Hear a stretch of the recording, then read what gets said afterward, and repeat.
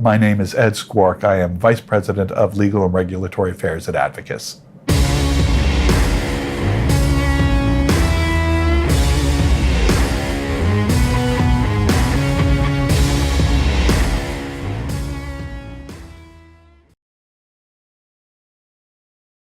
The Government Relations Department at Advocacy has commissioned some polls from a polling company. They have ensured that the sample size is significant. I believe it's 1,500 people. They've conducted these polls in a number of jurisdictions, in Ontario, in Manitoba, Alberta, British Columbia, and Newfoundland. The idea being wherever we have ledge days, we will conduct these polls. And the polls are questioning a number of things. First, they're asking, do you think that the title financial advisor is protected? And the interesting thing that we're finding is that more than half of the population are under the impression that financial advice and the title financial advisor is protected. They then go on to say, do you think that the financial advisor should be held to a higher standard and have a code of conduct, a code of ethics? Here we see over 80% of the population saying that they would like to have a code of ethics, and they believe they already exist. In fact, they don't exist. They do for Advocacy members who voluntarily subscribe to a code of conduct. And the last question, and I think it's the most telling one, certainly for politicians as well, is would you like, when they find out that the title financial advisor is not a protected title, would you like that title protected? And at that point, it's almost consistently 90% of consumers believe that the title should be protected. So what this does, it has provided a great deal of credibility to the arguments that Advocacy has been making over the past decade about the need to enhance the professionalism of financial advisors. It also demonstrates that Canadians, by and large, already believe the title is protected, and we've argued that that puts them at risk, because the reality is anybody can hold out as a financial advisor, and in doing so, the spectrum between a true professional financial advisor and somebody who's just saying they are and really are more aligned with just pure sales is significant, and that puts the consumer at risk. We had fantastic news in the most recent Ontario budget. The Conservative government came out and they said not only were you looking at title protection for financial advisors and planners, it takes it a step further. Title protection in itself isn't enough to ensure consumer safety and consumer access to high quality advice. They've also said that through the FSRA, which is a financial services regulatory authority that is being established in Ontario, that they will, in consultation with the stakeholders, set the standards of what a credentialing body will be. And a credentialing body is, in fact, the professional body that will oversee people who are able to use the title financial advisor or financial planner. And it's really established to run parallel to what a profession would look like. So what sort of education do you have to have in order to hold out as a financial advisor? What are the continuing education requirements? What is a code of conduct, best interest standard? And those are the elements that will determine exactly who can use that title financial advisor. It'll then be the credentialing body's role to police those people as well, to ensure that they're living up to the expectations of a profession. This is actually a step towards full professionalism for financial advisors. I would refer to it as probably a profession on training wheels, where the government is giving the industry an opportunity to demonstrate that they are serious about professionalism.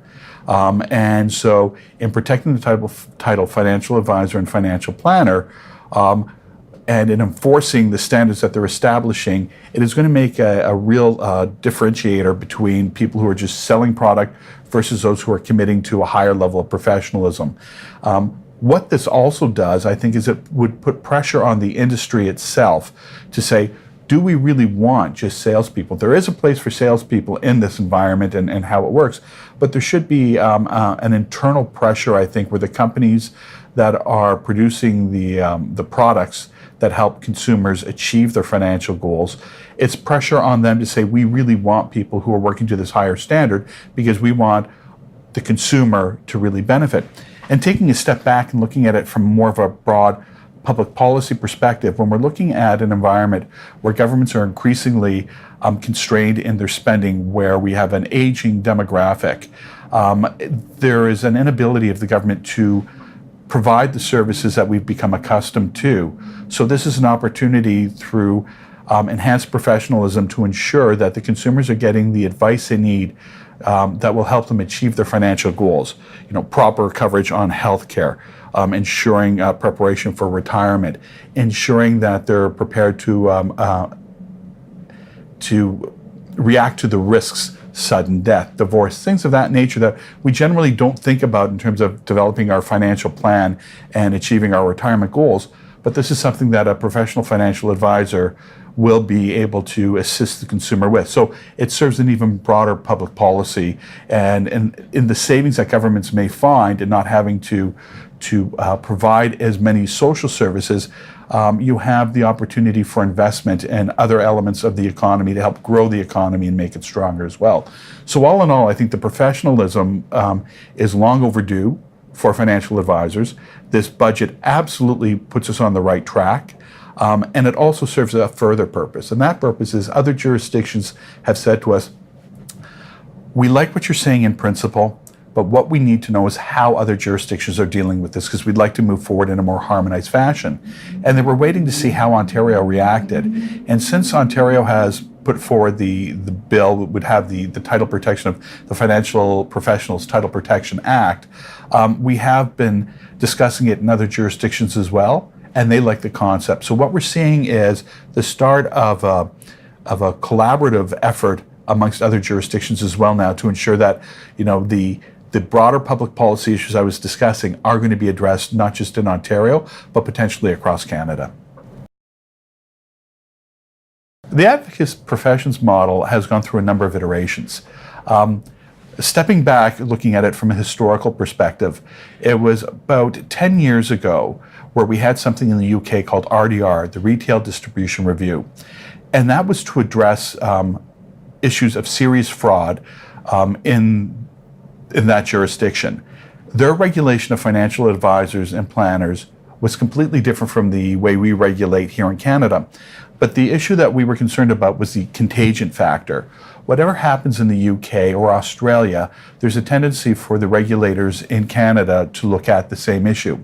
So we recognize that the CSA, the Canadian Securities Authority, would be looking at the concept of RDR, and the big part of RDR was the banning of embedded commissions. Our position was, if you ban embedded commissions, the result is going to be that there will be fewer financial advisors. The cost of financial advice will increase, which means fewer Canadians will be able to access financial advice. This again goes back to the broader public policy of the need for people to be able to access advice.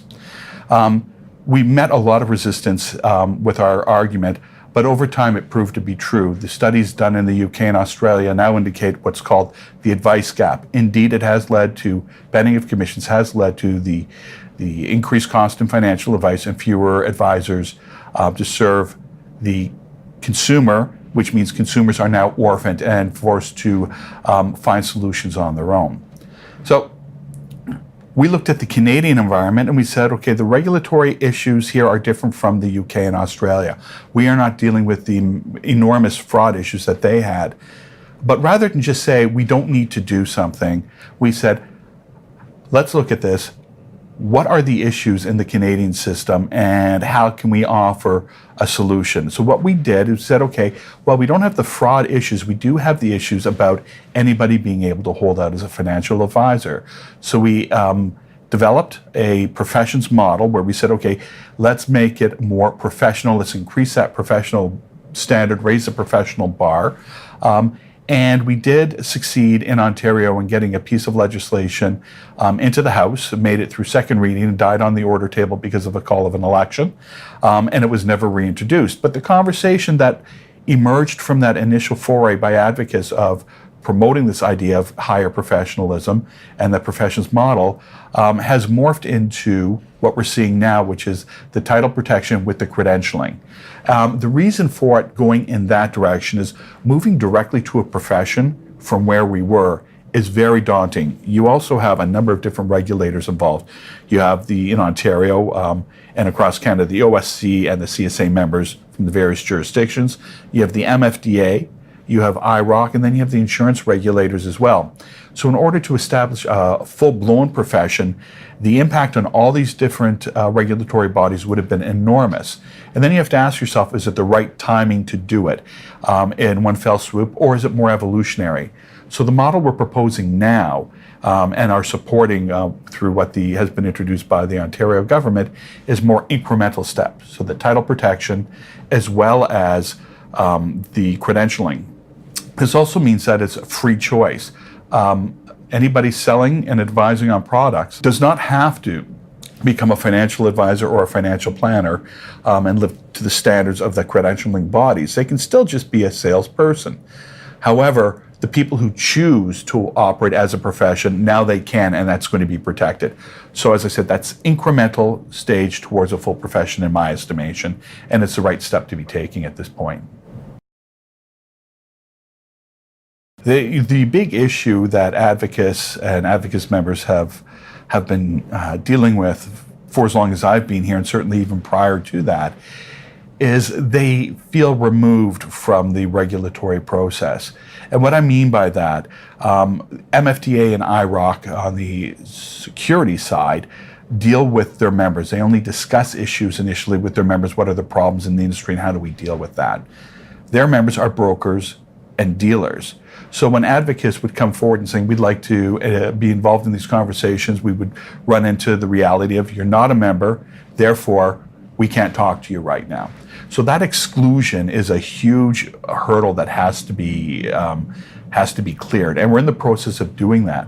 On the insurance side, it hasn't been as daunting a task, but it is still difficult. You have other trade associations that may try to operate as a quasi-regulator representing companies, and again, that then puts a bit of an isolation spin on the advisor. What is their role? How do they deal with the changes that are being proposed by companies? So in my estimation, as we're going forward in the next 2 to 3 years, I think that's going to be a very big focus, and it's an important focus. We have to ensure that the financial advisor, financial advice community is directly involved in the conversations, not just when consultation documents are sent out for public comment, but the conversations that go on prior to the consultations coming out, speaking to the advisor, saying, what are the issues in your industry that you think we should be working with?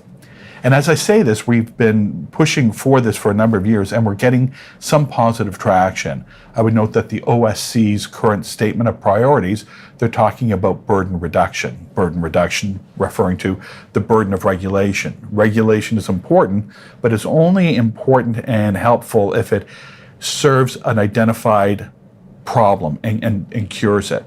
And what we have seen over the years is just the piling on of regulations, adding to greater compliance, greater cost to the industry, less time spent dealing with the client's needs.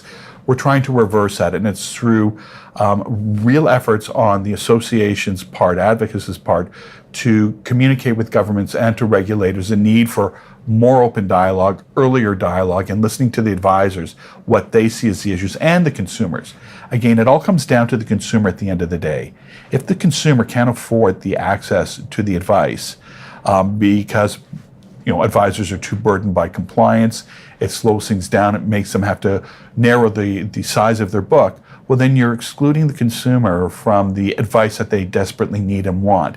We have to make sure that the consumer has access, has free choice as well on who they want to use, how they want to pay that advisor, whether it be an hourly fee, whether it be a percentage of assets under management, whether it be through a commission. We have to make sure all those things are maintained in the consumer's interest, and we have to, I think, really have a cautionary flag raised that sometimes we get into academic arguments from a legal perspective and a regulatory perspective. And while they're very interesting arguments to be happening and great discussions that come from them, sometimes they lack the practical elements that you need in order to ensure that you're servicing the client base. And that client base is the average consumer out there who's looking for financial solutions to help them with their children's education, buying their first house, ensuring they're properly insured, ensuring they're ready for retirement. All these things are linked, and it's important that advocates and reg affairs and government relations are working hand in glove to get the proper environment established for the consumer.